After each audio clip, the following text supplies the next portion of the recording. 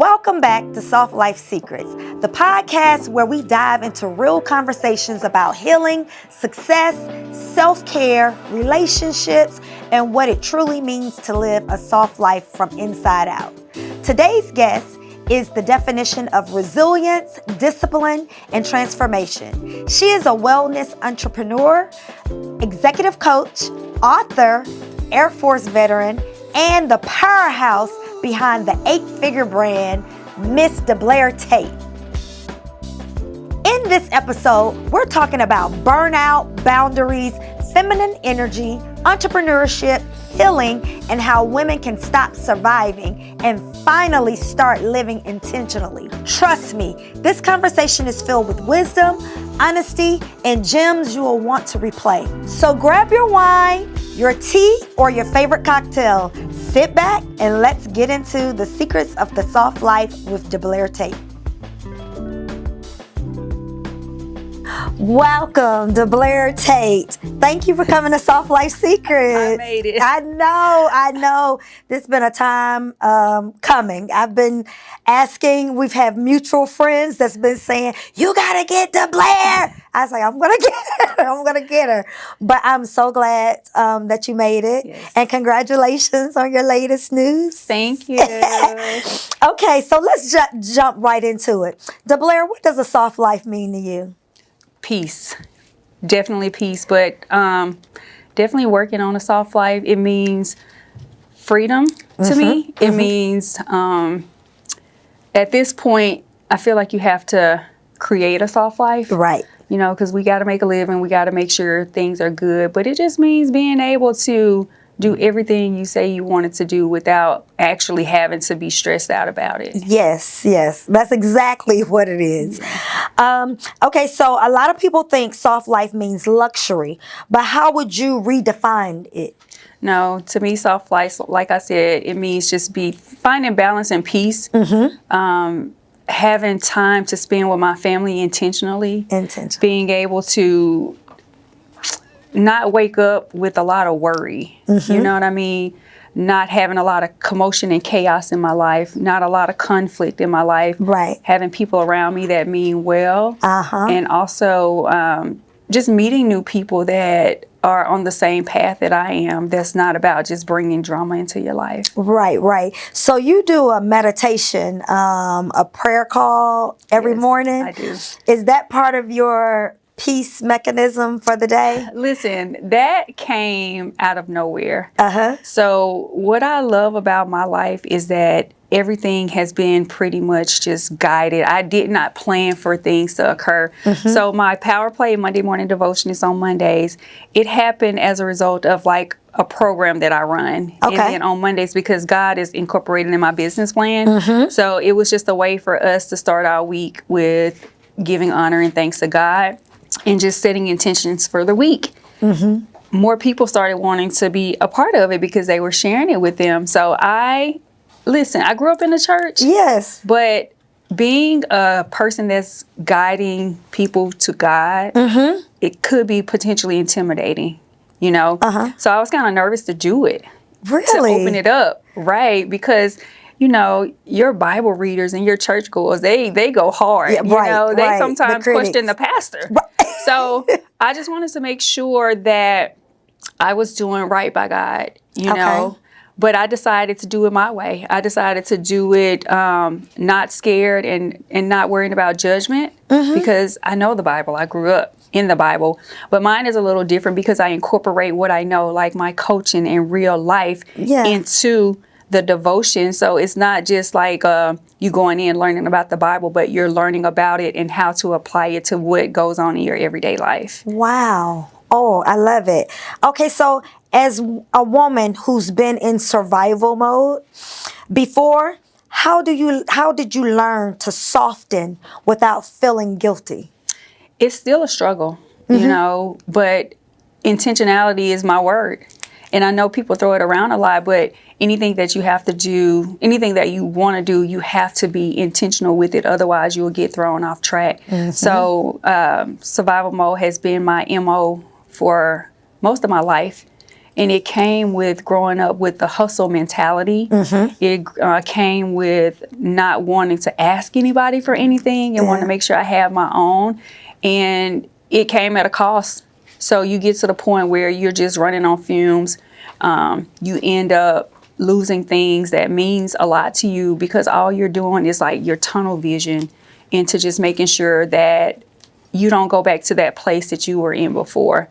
So for me, it's making sure that I'm staying consistent with planning my life out. Okay. I wrote down exactly how I wanted my life to be, how I want to like wake up every morning. Really? The things I want to do, my schedule wise, if I want to stay at home and work, I'm intentional about everything and very specific with how I want it to be. And I'm building towards that. So that's how I'm getting out of this survival mode mentality. Okay. So you manifest your life, the life that you live. That's a good word. Okay. Yeah, that's a good word.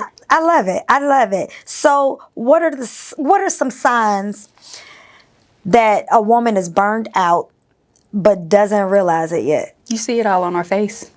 You know what I mean? And if you have conversation with people, they'll always complain about what's happening in their lives, but they still, you ask them if they can go somewhere, I got to do this. You know, it's always what I have to do, the things that's going on, because it shows that you don't even really have time for yourself and you're just basically surviving. At the end of the day, you just shut down. You know, your life is not on a schedule. You're not structured. You don't have boundaries. And in the end, your health starts to become impacted as a result of it. You're right. Since we're talking about health, you work out quite frequently. I do a little something, you know. So how do you, is that how you keep your peace and your sanity? Like when you feeling overwhelmed or burnt out, is that your happy place? It's an outlet, you know, but I'm pretty in control of my feelings and my emotions now. Okay. Because I work towards it. So you have to get to a place where certain things don't stress you out. You know, you have to be able to control your emotions. And I talk about in one of my devotions how powerful it is to master controlling your emotions, especially as a leader. They didn't want Kamala to be president because they felt like women couldn't control their emotions or were stressed out. So one of my prayers to God was, one was praying to have a decisive mindset, but the other one was to pray to be in control of my emotions so that the way I live and operate is not impacted by what happens in my life. I love it. How do you balance discipline with grace towards yourself? So I have to make sure I give myself grace with that because being in the military and having that background, I am hard on myself a lot. Most of the time, the people around me have to remind me. So it's not like I do it all on my own. You know, my fiance, my friends, the people that are closest to me, they really know me. So whenever things are getting to the point where I'm going too hard or I'm feeling like I'm not doing enough, they are reminding me of the things that I tell my people on a regular basis. So you've built the 8-figure brand into a movement. What inspired the name 8-figure brand?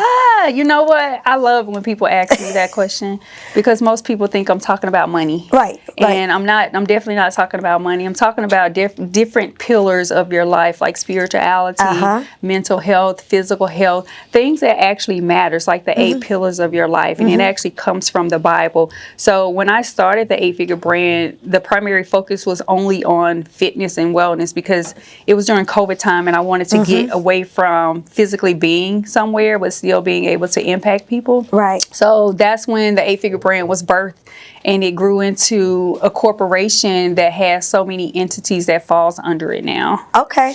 I remember when you started the 8-figure brand, I actually signed up for your class. And I apologize, I never got to really dig in the way I wanted to. Like you said, it was during COVID. Both my parents, you know, got COVID, and life. Yes. But that is something I'm interested in. I love what you're doing with that. Thank you. What was the hardest season in your business journey that people didn't see? So behind the scenes, I'm very private with my life, with my personal life. When things are happening in my family life, when I'm losing loved ones and my health is being impacted, because I just began to be open up about my own personal health journeys. When those things are being impacted, we had a season where, I don't want to go into too many details, but it was something that impacted me and my family or whatever. But I still had a program to run. I still had clients that were depending on me. Only a few people knew about this traumatic situation that occurred, and they jumped in and they were able, to not get to the point where people were asking too many questions because I wasn't ready to discuss it. But that's the biggest thing, having the right people around you that you can actually be vulnerable around. So when I do have those seasons of where I feel like I need to take a step back because I'm so out in front, it's not a question as to what's going on. And it's not that I don't want to share, but certain things are not meant for everyone. The public. So I get to the point where I had to create those boundaries. That is good. Talking about creating boundaries, I talk about all the time. Every woman needs a girlfriend or girlfriends that they can confide in. Because like you said, when you going through stuff, and I think I suffer with this too, being a, that I hate saying strong, independent woman, but we're always the strong one. But people don't realize we also need, to be talked to. Exactly. And to be listened, to be heard. So is it hard for you to now, you said in the past you was strong. Is it hard for you now to open up, to go to your friends, your close friends, and let them know, hey, I'm going through something. I need y'all support? I wouldn't say it's hard for me to open up to them, but it still goes with giving myself grace, because I feel like I could just do everything on my own. I feel like I don't need anybody. I feel like it's not necessary for me to reach out to them. They're there. It's just a matter of, the hard part comes from me just letting my guard down and saying, like, girl, cut it out. You know what I mean? But they know when I reach out, I definitely need them, because it's not a lot of times that I'm going to do it. So when you call, they there. Yes. Okay, so what habits helped you become 8-figure mentally before financially? Probably, I would say it happened growing up, because I got a lot of my characteristics, my morals, my values from my family. Just the way that they were, the way they taught me to think, just the way we care for family and things like that. Mentally, when you are aligned, it starts showing up in other places. So once you get that mindset in regards to locking in on things that you want to do, being proactive and being determined to conquer goals or reach goals or break generational curses and things like that, all of those things show up other places in your life. You don't really have to, you can be intentional with, mastering them. But once you master your mental, that's the strongest thing that you can do to become successful in all the other areas that you have. Oh, yes. Oh, my gosh. Okay, so you talked about the 8-figure brand being your corporation. Yes. What other businesses you have that falls up under that corporation? So I have the DeBlair brand, which I just branded that the past 2 years, and that falls under like my life coaching, my speaking, my hosting events and things like that. And then I have my foundation, which I love so much. It's the Well Within Your Reach Foundation. It is 2 years old. Officially 501c3, 1 year old. Congratulations. So listen, y'all, whenever you do donate to the foundation, it's a write-off, okay? Tax write-off. Full tax write-off. But super proud of that. Hosted my second event this year in September for that. It's a gala. It's going to be huge. Oh, tell us about the gala, girl. Yeah, so the gala is going to be September 12th in Atlanta, Georgia at the Signia Hotel. So already booked and busy. We already have our hosts, our MCs, our lineup, our entertainment. special guest. It's going to be amazing. But the most proud thing that I'm doing is we're giving away 2 scholarships to 2 college students. So that is the whole movement of the foundation. Wow. Giving back to the community. The other biggest thing that I'm excited about is that we honor hidden gems. So it's ladies, high achieving women leaders. We talk about burnout. Right. High achieving women leaders that we don't really recognize because they're behind the scenes. They may be mothers, they may be caregivers, they may be people that's, what is it, the soccer moms and doing all the stuff for their kids at the schools, but nobody ever recognizes them. They're the C-suite executives that runs the behind the scenes. They're the reason why the corporation runs. They're the reason why the entrepreneurship business runs. But because they're not influencers and celebrities, nobody knows about them. So I want to be able to create a platform, and that's why I did it for women just like that, because I felt like I was a hidden gem for so long. So I didn't wait for someone to recognize me, which that's not important. Right. But I wanted to create a lane because I know what it feels like for somebody to say, you're doing a great job, no matter what you feel like, or even if you feel like nobody sees you or your family doesn't appreciate you and they always calling you. Right. We see you and we want to let you know that you're doing a great job and to keep going. That is awesome. That is awesome. Wow. Okay, so you've been in fitness. Let's go back to the fitness. You've been in fitness industry for years, and I read that you did a couple of competitions. How was that? She took it all the way back. Yes, I do consider myself an OG in fitness. I've been in fitness for over 25 years. I actually started off doing competitions back in the day. So I was a competitor before I was a trainer, before I was a coach or whatever. So that's why I can relate to so many people on so many different levels. But during that time, it was my life. You know what I mean? I'm a competitor. I'll have a competition in anything, so we can compete about who can get down the stairs the quickest, like which sides of the streets. But now, does that competitive spirit comes from the military? No, it was even before the military. Then? Probably growing Were you in up sports? Like that. Yes, I was in sports. You know, I played all the sports growing up. But the competitions were just a great way. It helped me become disciplined. But the military probably helped me to be able to do that as well too, because that's a different level of discipline. I commend you for that. And you're still active duty, right? Still active in the military. Love it. Yep, going on 26 years. Wow. Yes. And you have time to do all of this. I create time, you You're know. amazing. Time blocks. Time blocks. Yes. So, did fitness ever become tied to perfection or validation for you? And I'm saying this because a lot of people now, you know, with fitness, before the internet, no, you never saw anybody working out. Now everybody's at the gym, right? You know, filming, showing that they're working out. Right. How do you feel about that? So, I mean, to each his own, you know, whatever it takes to get you in the gym working out, hey, I'm all for it. But for me, in the beginning when I was competing, it was about perfection because you had to present a certain way on the stage. But after a while, it became just a part of my lifestyle, me wanting to just be healthy and live. So never felt the need to be validated behind it because it was a part of my life. Okay, so I've just gotten into the fitness. Well, I've always been an athlete, but as far as health-wise, working out 5 times a week, just trying to stay healthy. I think it's a lifestyle now for me, but it's hard because you're competing with and not to body shame anyone, but I feel like you got a lot of people that do it naturally, and you got a lot of people that do what they do. Right.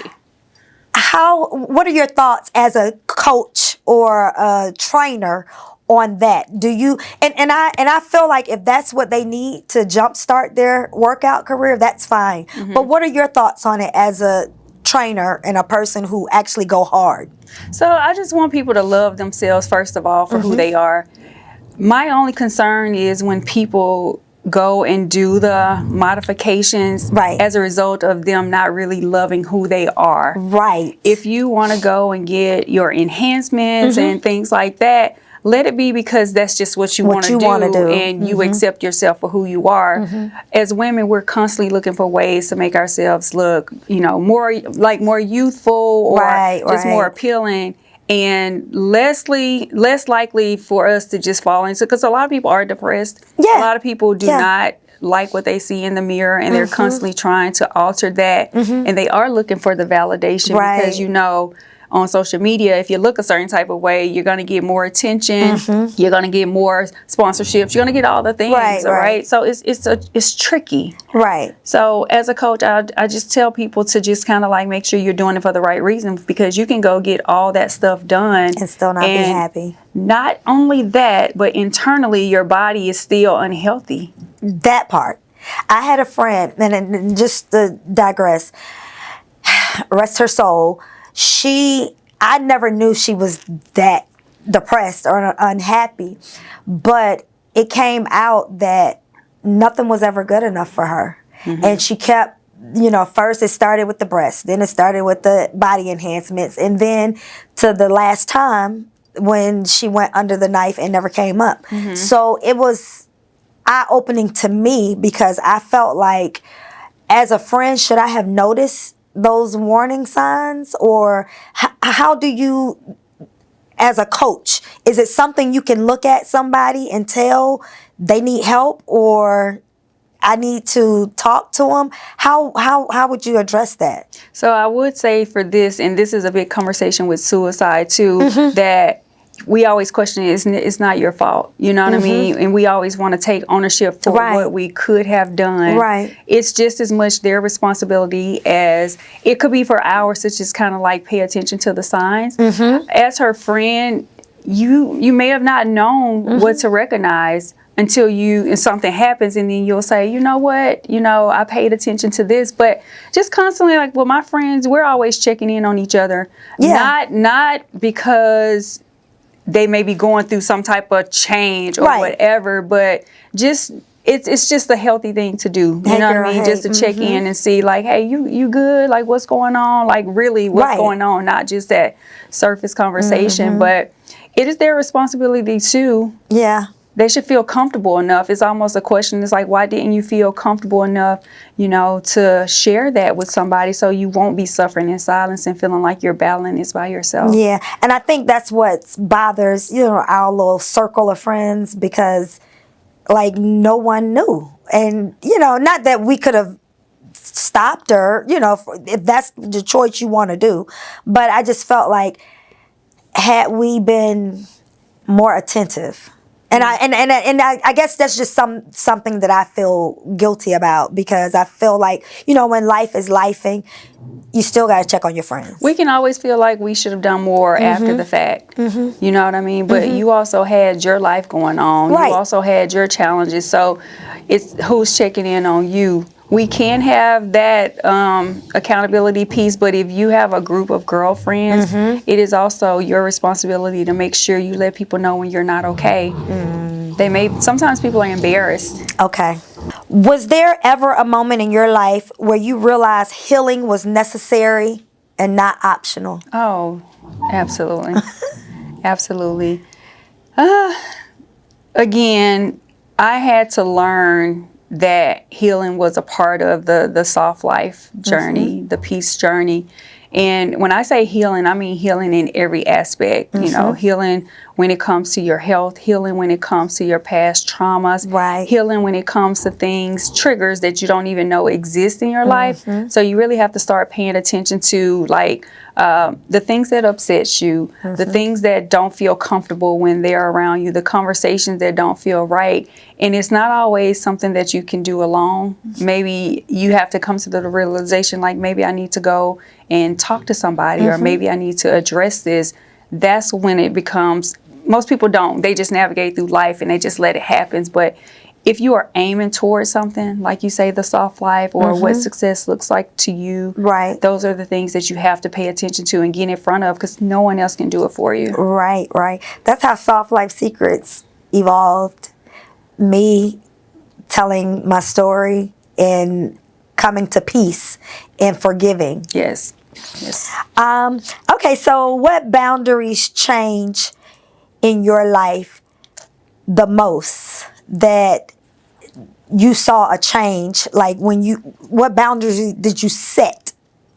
Not letting everybody have access to me. That's my main one. So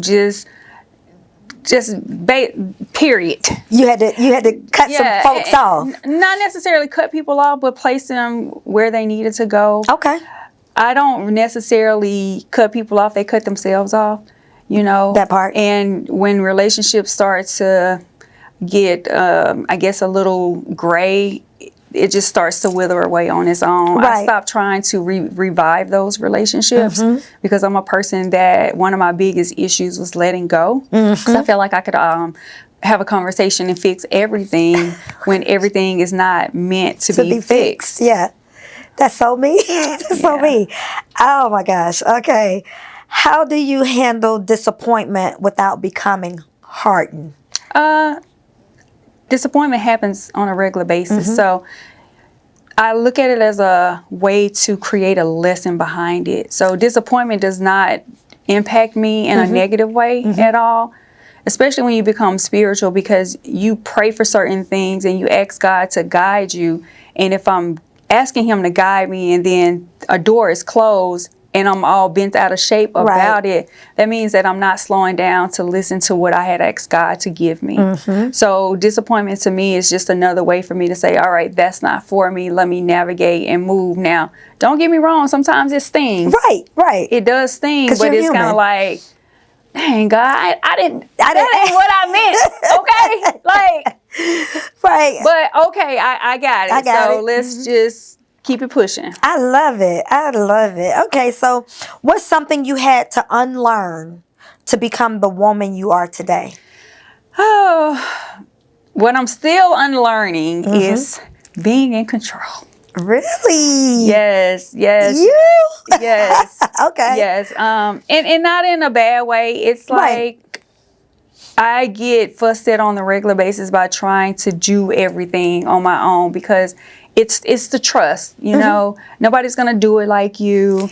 And a lot of people don't have the work ethic that I have, but I do have a lot of people around me that want to support me, and they're telling me like, you don't always have to do this. You don't always have to be in control. You can let us handle it. You can trust us or whatever. So I learned control from being in the military, from being the CEO of my corporations, from just doing everything that I do. That was it. Being in my relationship, I had to relinquish control. Right.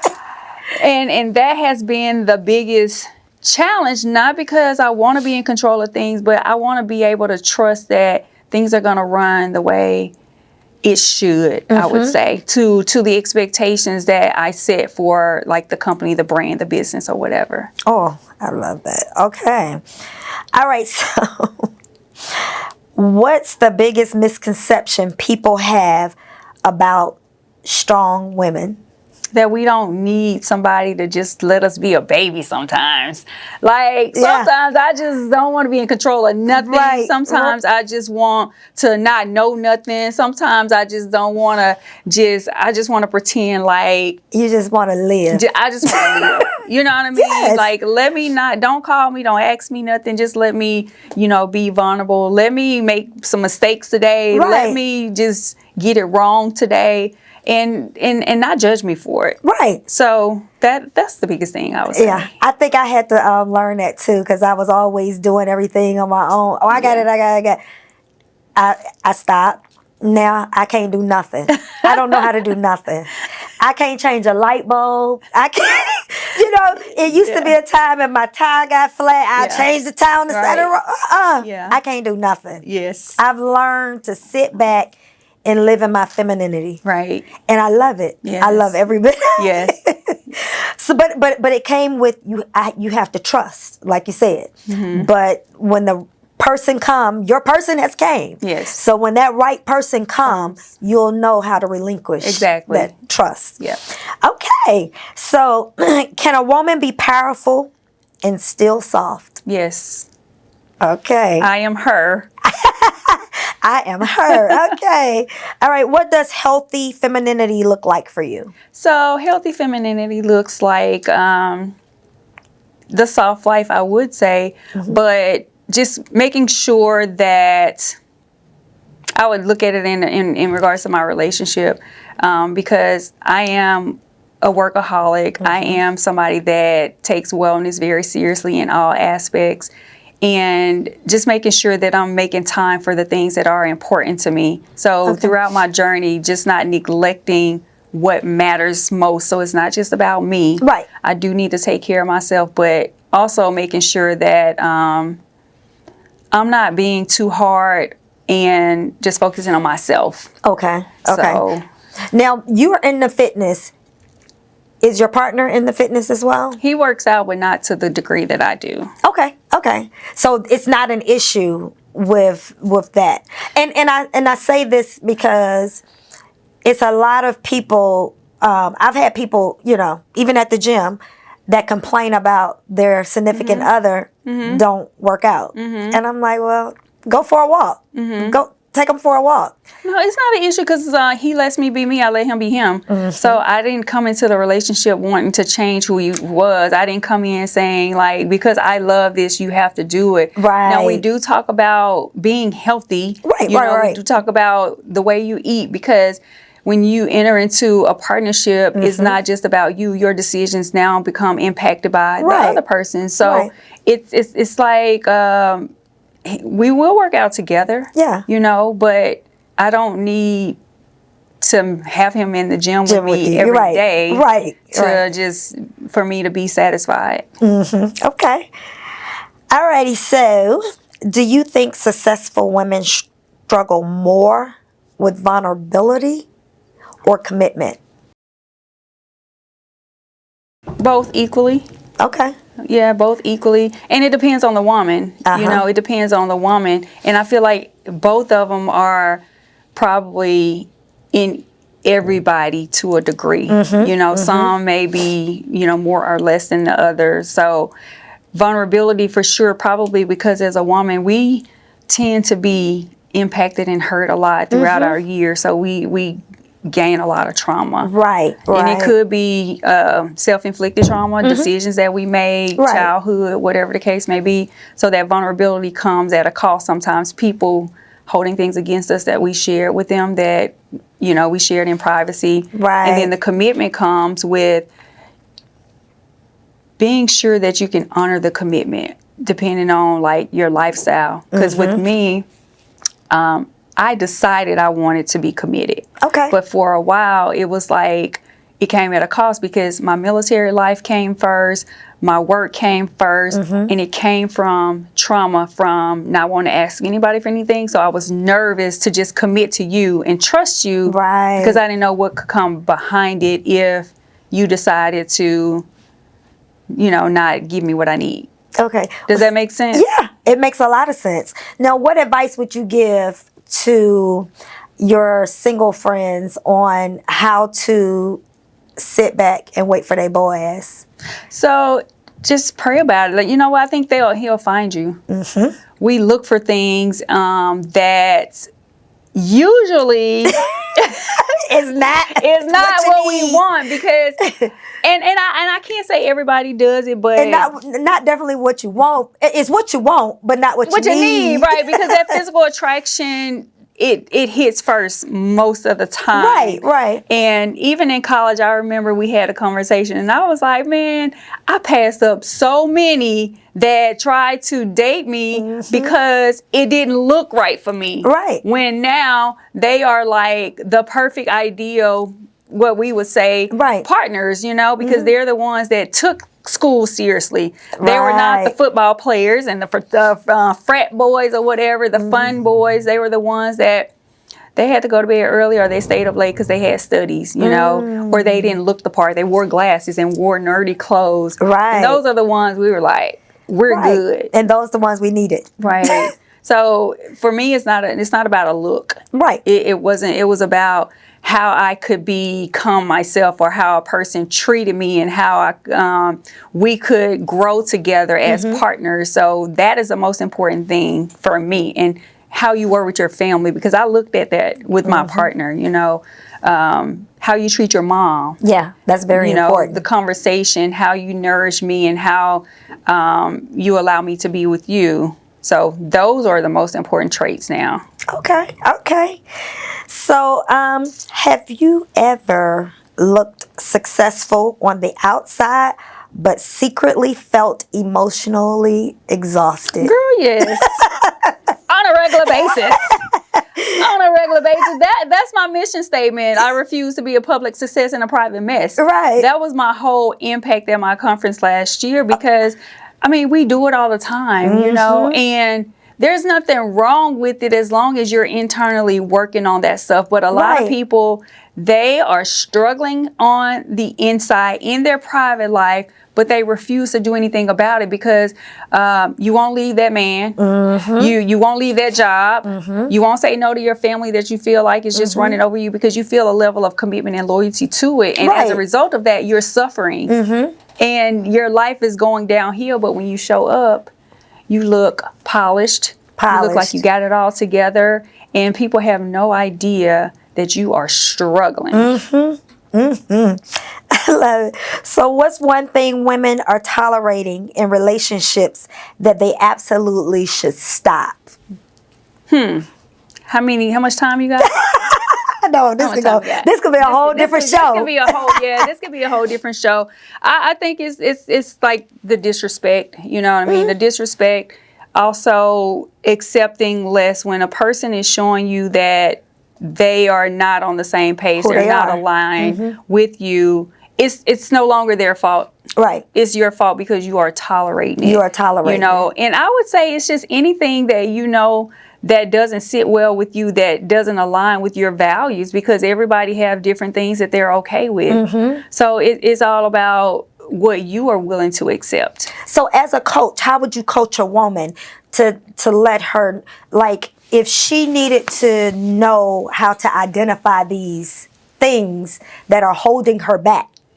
And you can see it as a coach, but how would you have her identify what's holding her back? I would ask her about her values, and I would ask her about the things that probably are not. What do you want your life to look like? You know what I mean? And does your life currently reflect that? If you could change certain things in your life, what would they be and why? And are you living in alignment? You want to talk to them in a way where it doesn't feel judgmental to them.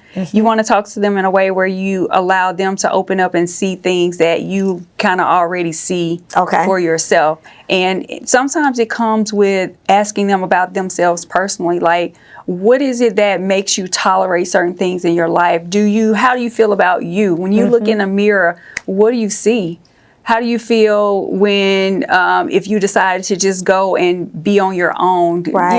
Things like that. So you would just kind of tap into it without judging, because that's the biggest thing that people are afraid of. Right. And a lot of times it comes with self. Like you said, you have to love yourself first. Right. And know how to love yourself in order to know if someone's loving you properly.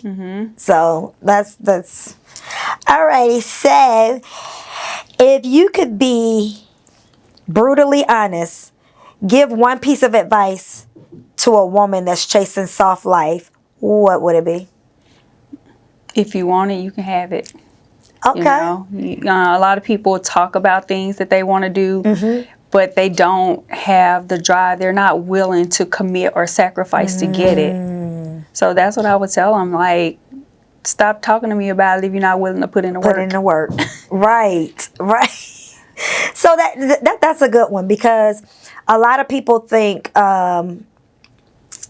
coaches can, she's going to coach me to do this, and that. But if they're not willing to put in the work, like, have you had people that have come to you for coaching and they didn't do what they were supposed to do? I don't take those type of clients.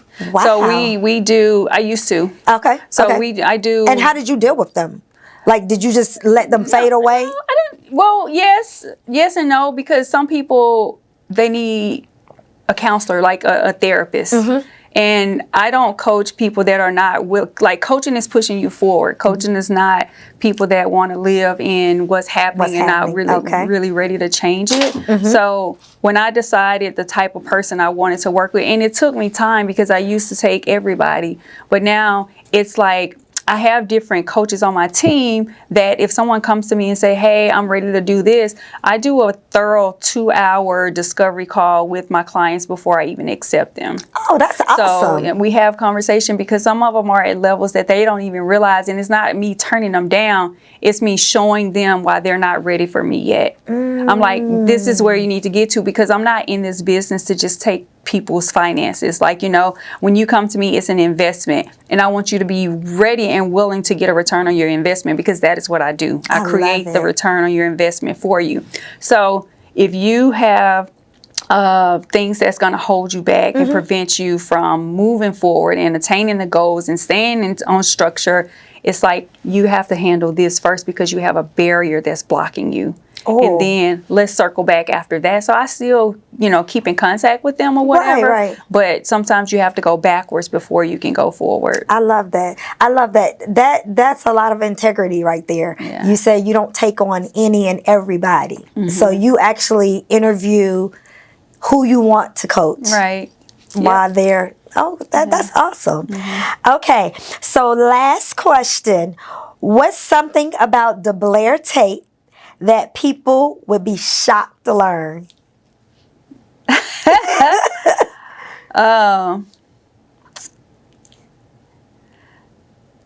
don't even want to say it. What? Come on. So they will be shocked to know that in my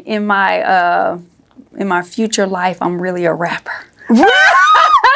I love it, but I can see it. Really? I'm really a rapper and a thug. Like, I really like to have fun. I'm real goofy and silly and very, very extremely playful. People will have no idea, because a lot of people tell me I don't even look approachable, and I don't even see that in myself or whatever. But yeah, behind closed doors, I'm really a female rapper that goes on tour with Glorilla and Megan Thee Stallion and, all of the things. So I love it. That's something. So you be at home killing it, huh? Oh yeah. Young Dolph, all the things. Like I know all the songs or whatever, but it's something I enjoy doing. I love it. DeBlair, tell the people where they can find you on social media. Yes. This was amazing. So you can find me on social media. My IG is I am DeBlair. My Facebook is DeBlair Tate. LinkedIn is DeBlair Tate too. Website www.DeBlairTate.com. It'll lead you to the foundation. It'll lead you to the gala. All of the things that we're doing in the community is linked to that website. www.DeBlairTate.com. And don't forget to donate, because it's going for scholarships. Yes. It's going to a good cause. Yes. And it's a tax write-off. Yes, please donate. We're actually trying to get these 2 scholarships. I would really appreciate the support. We're trying to sell the gala out. We have 200 seats to fill. You can purchase a table. You can purchase a sponsorship. And it's an investment. So don't look at it as a cost. It's an investment into somebody's future. It's an investment into playing into these hidden gems that we have. So please donate to the foundation. Okay. So the next time we see Miss DeBlair Tate, she will be Mrs. Harrison. Harrison? Yes. Okay. I'm so excited for you. I'm happy for you. Thank you. You deserve happiness. Thank you. And congratulations again. Yay. What an incredible conversation with DeBlair Tate. I hope today's episode reminded you that soft life isn't about perfection. It's all about peace, healing, alignment, and choosing yourself unapologetically. A huge thank you to you, DeBlair, for sharing your journey, wisdom, and truth with us today. Be sure to follow her, support the 8-figure brand, and continue pouring into yourself the way you pour into everyone else. And thank you for tuning in to Soft Life Secrets.